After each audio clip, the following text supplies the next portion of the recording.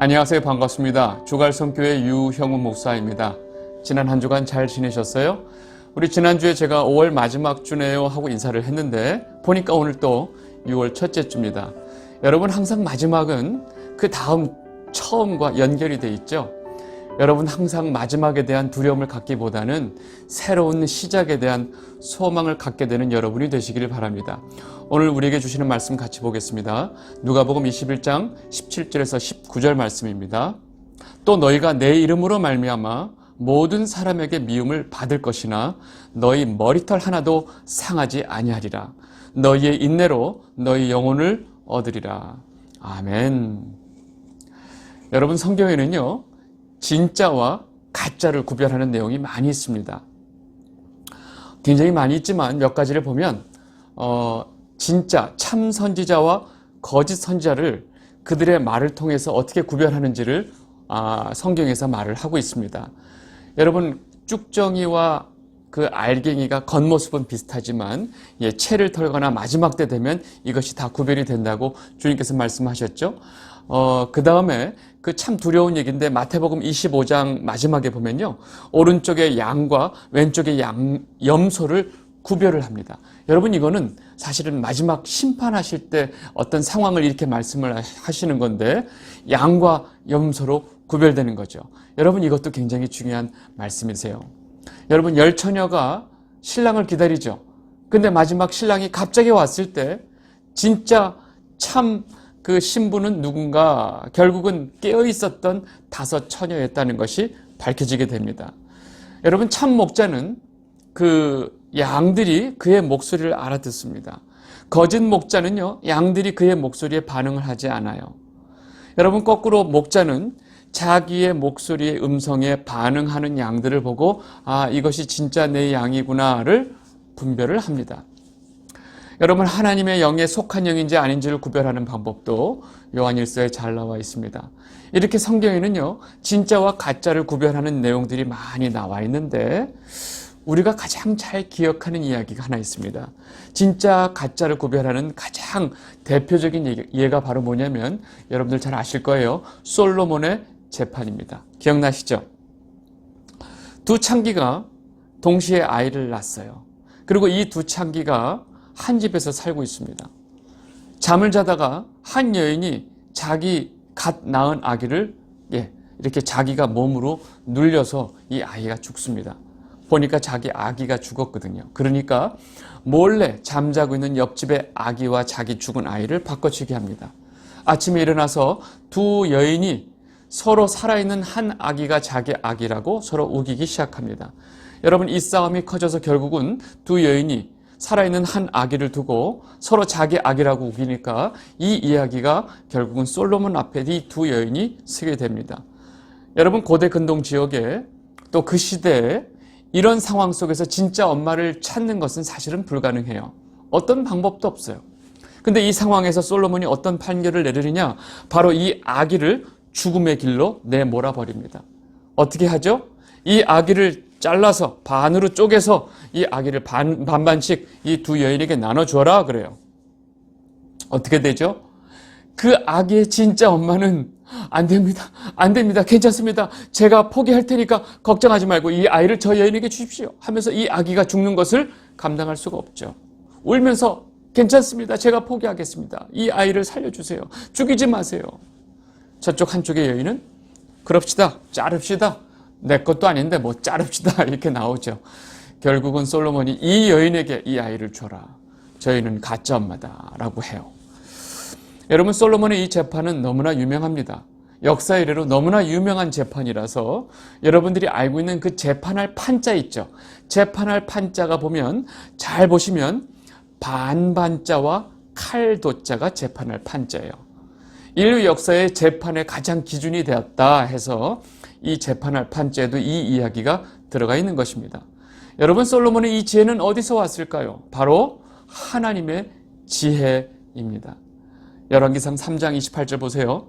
온 이스라엘이 왕이 심리하여 판결함을 듣고 왕을 두려워하였으니 이는 하나님의 지혜가 그의 속에 있어 판결함을 봄이더라. 여러분 이렇게 하나님의 지혜는 정말로 진짜와 가짜를 구별할 수 있습니다. 여러분, 하나님께서는 이 세상의 진짜와 가짜를 구별하기 위해서 자신의 아들을 죽음에 밀어 넣는 것입니다.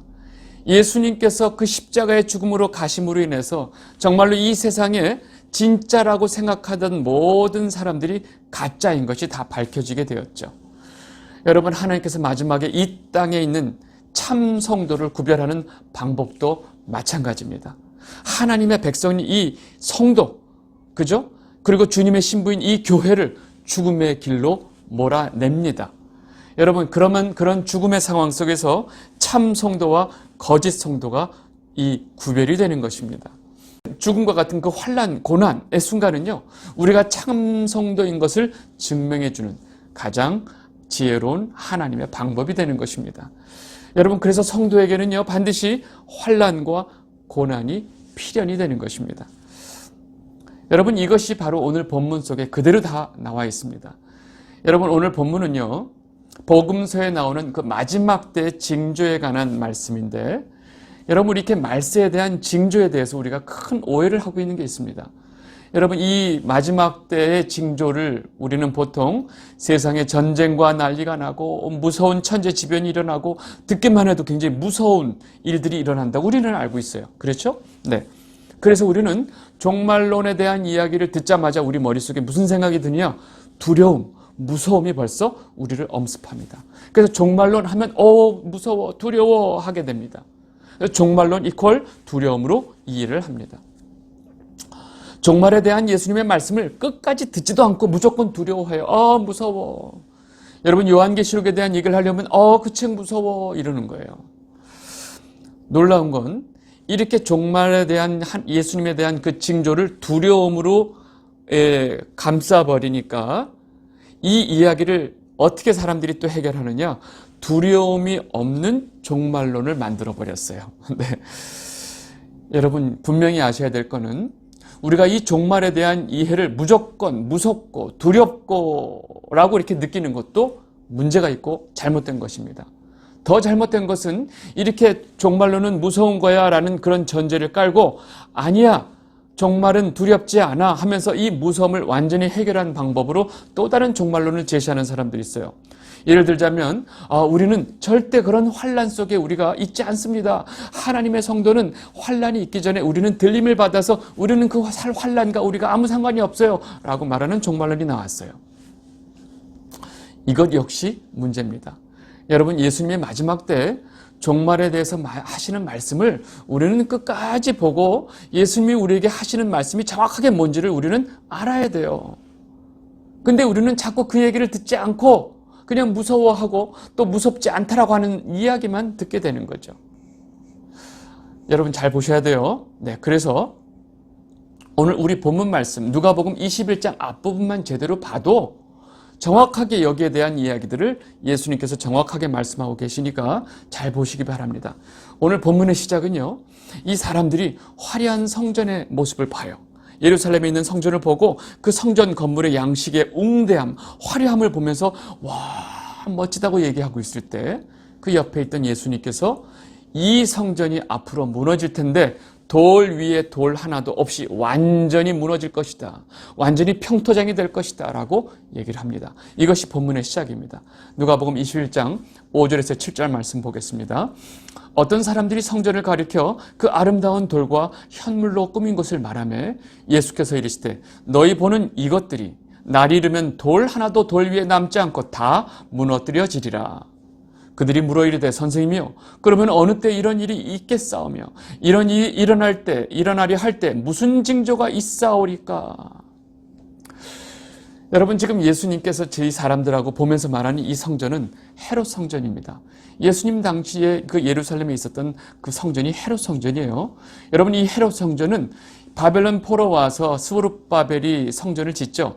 그 스룹바벨 성전이 있었는데 이것이 나중에 자꾸 허물어지고 하니까 이것을 완전히 대폭 증축한 성전이 헤롯 성전이에요.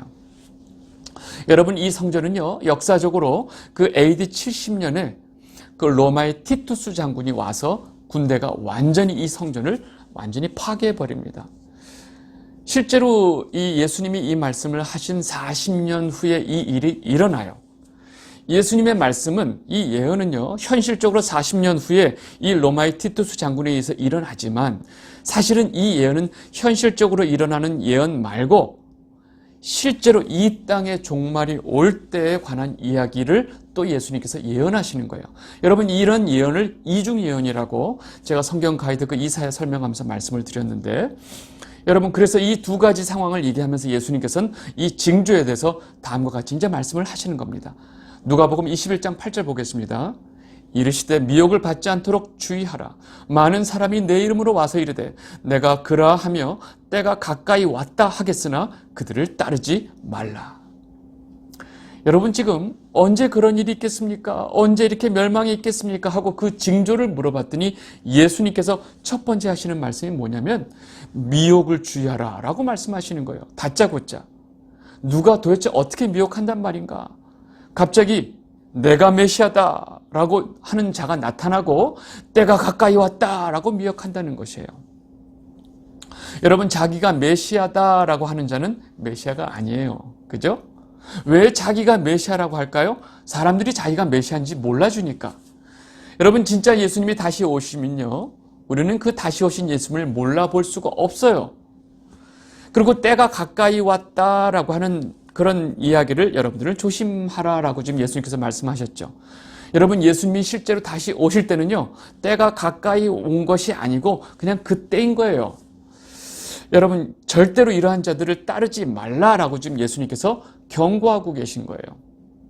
여러분, 잘 보세요. 내가 메시아다라고 하는 자를 조심해야 되고, 때가 가까이 왔다라고 하는 말을 여러분들 조심해야 돼요. 절대 그들이 나를 따르라 할 거예요. 여러분, 절대 따르시면 안 돼요. 여러분, 예수님께서 이 얘기를 분명하게 하셨어요.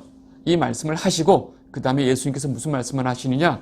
절대로 두려워하지 말아라 그래요.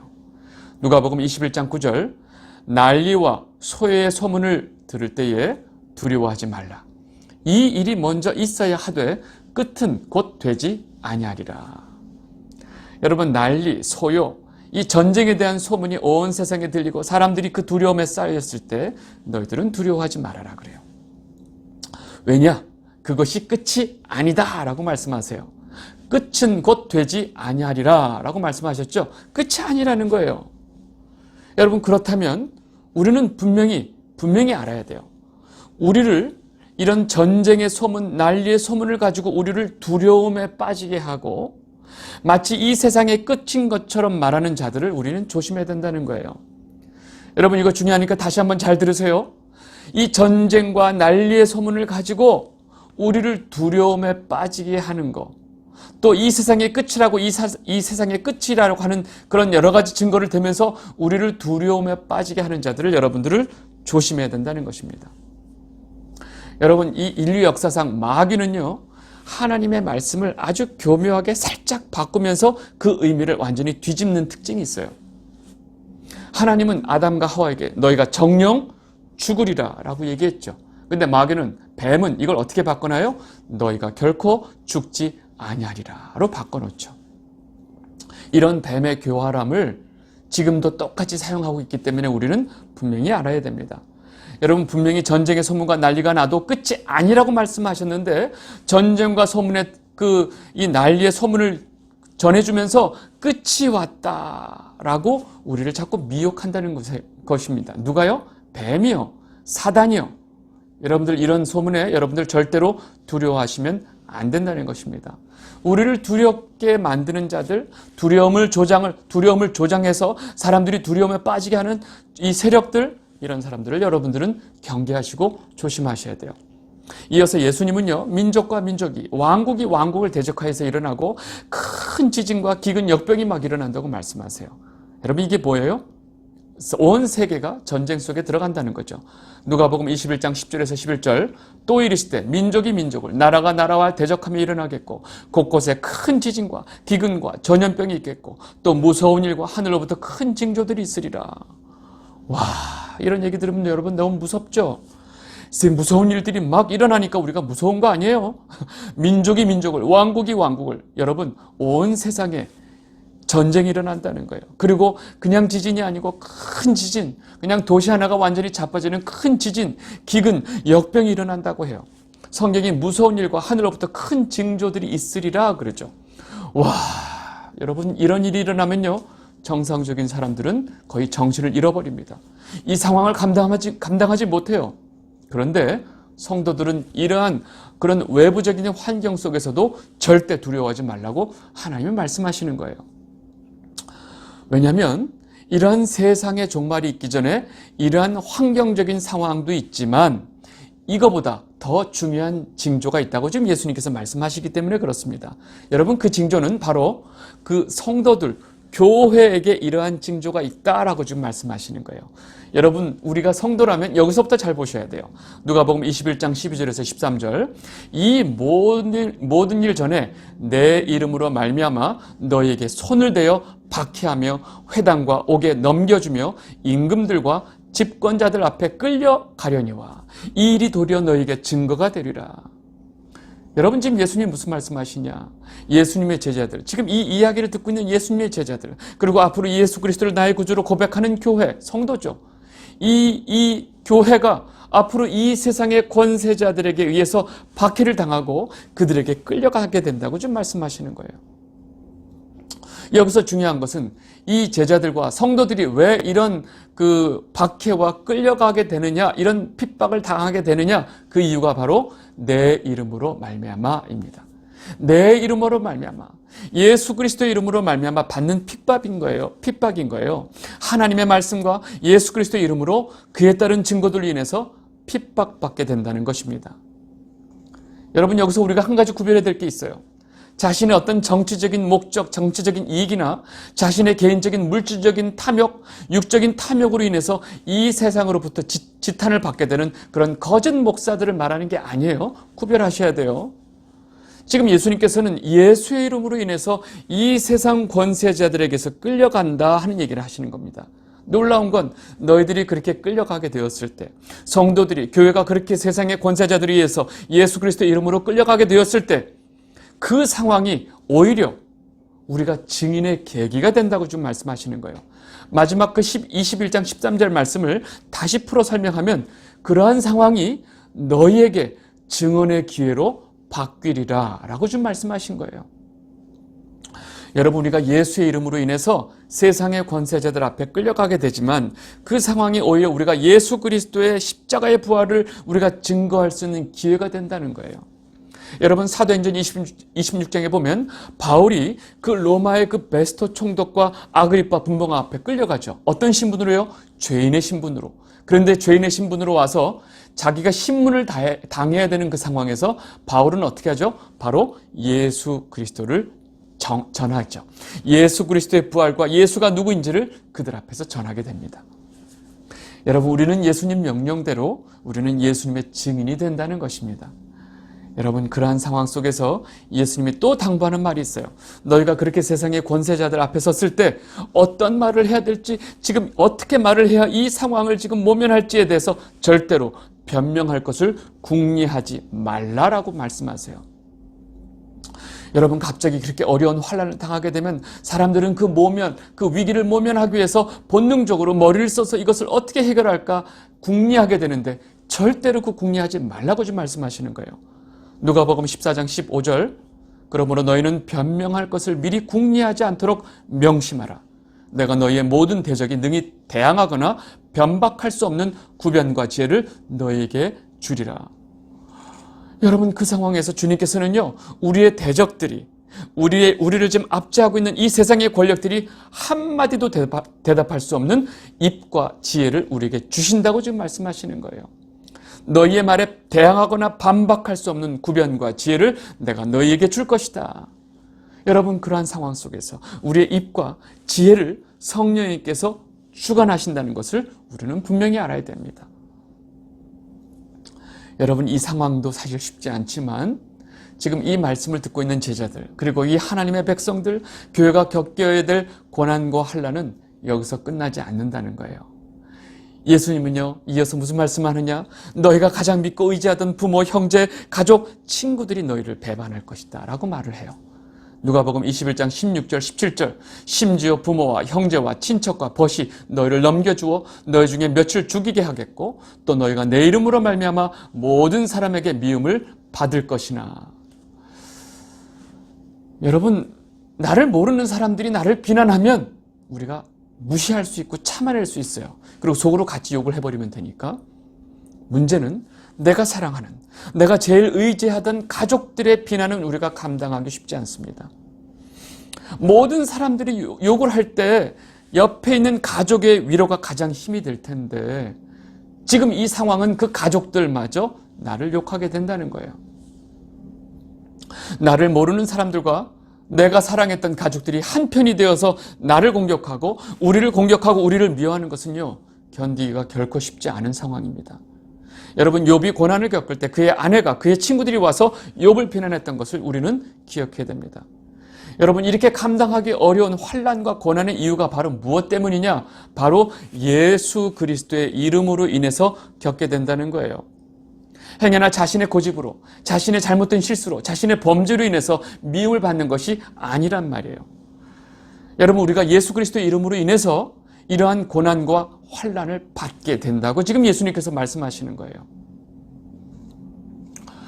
여러분, 제가 이 오늘 말씀의 제목을 뭐라고 달았죠? 하나님의 진짜 성도를 구별하는 법, 감별법을 오늘 제가 말씀의 제목으로 달았는데, 지금까지 말씀해드린 이 상황이 바로 마지막 때 하나님께서 참 성도, 진짜 성도를 구별해내는 방법이라는 것입니다. 여러분, 이렇게 고난과 환난 속에서요, 참 성도는요, 하나님 아버지를 사랑하죠. 그리고 하나님 아버지께서 우리에게 어떤 사랑을 베풀어 주셨는지 그 참 성도는 그 사랑에 감격하고 있기 때문에, 그 사랑에 감사하고 있기 때문에 이런 환난에 대해서 감당할 수 있는 힘이 있는 거예요. 우리에게 생명을 주신, 사망의 권세를 무너뜨린 그 예수 그리스도의 이름으로 우리가 어떤 고난을 받든지 우리는 절대로 우리의 생명 대신 그 예수 그리스도의 이름을 포기할 수 없다는 것입니다. 진짜 성도는요, 어떠한 고난 속에서도 예수 그리스도의 증인되는 것을 포기할 수가 없어요. 죽음의 상황을 통해서 하나님 앞에서 우리가 하나님을 사랑하는 참 성도인 것이 이렇게 드러나는 것입니다. 여러분, 이것이 하나님의 감별법이에요. 하나님의 구별하는 법이에요. 여러분, 잘 보세요. 우리가 한 가지 기억해야 될 게 있어요. 제가 서두에서 말씀드렸던 것처럼 솔로몬은 그 두 엄마가 자기 아기라고 우기는 이 상황 속에서 이 아기를 죽음의 길로 몰아내죠. 이 아기를 반 잘라버려라 합니다. 아기를 죽이라는 거죠. 그 아기를 죽음의 길로 몰아넣었어요. 그래서 그 아기가 죽었나요? 아니에요. 솔로몬이 이 아기를 죽음의 길로 몰아내므로 인해서 결국 그 아기는 진짜 자기를 사랑하는 진짜 엄마의 품으로 가게 됩니다. 그 아기를 진짜 사랑하는 엄마의 품으로 이 아기가 가게 되는 거예요. 이것이 하나님의 지혜입니다. 여러분, 우리를 죽음과 같은 고난과 환난 속으로 몰아넣는 이 하나님의 지혜는요, 정말로 우리를 사랑하시는 하나님의 품으로 우리를 가게 하기 위한 하나님의 계획이라는 것을 우리는 반드시 알아야 합니다. 그래서 하나님께서는요, 우리를 이렇게 환난과 그 고난 속으로 우리를 밀어넣고 있지만 사실 그 환난과 고난 속에서 우리의 머리털 하나 상하지 않도록 우리를 보호하시는 거예요. 우리는 예수 그리스도 이름으로 목숨을 내놓을 각오를 하고 죽을 각오하고 있는데 하나님께서는 우리의 머리털 하나도 상하지 않도록 지키고 계신다는 거예요. 누가복음 21장 18절.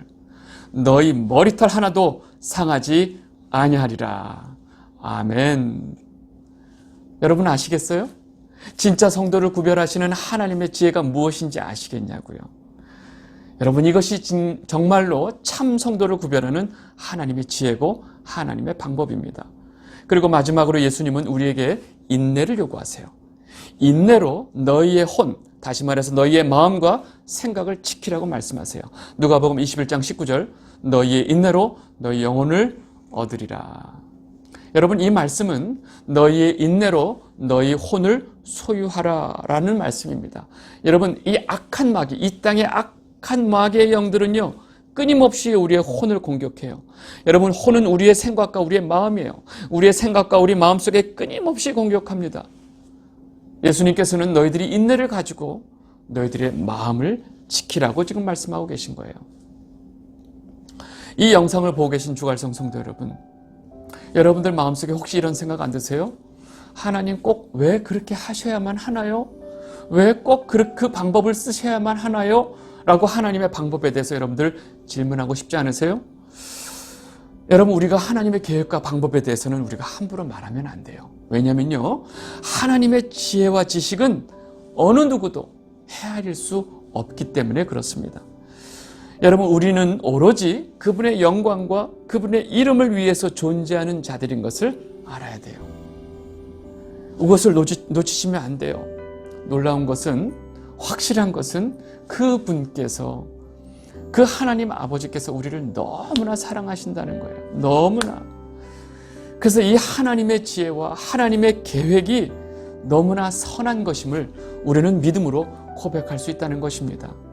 여러분, 이번 한 주 동안 이렇게 우리를 사랑하시는 이 하나님의 사랑을 여러분들 마음속에 가득 담고 한 주간 사시길 바랍니다. 그리고 또 여러분들이 한 주간 동안 하나님을 정말로 사랑하는 한 주가 되시기를 진심으로 바랍니다. 오늘 말씀 여기까지 하도록 하겠습니다. 감사합니다.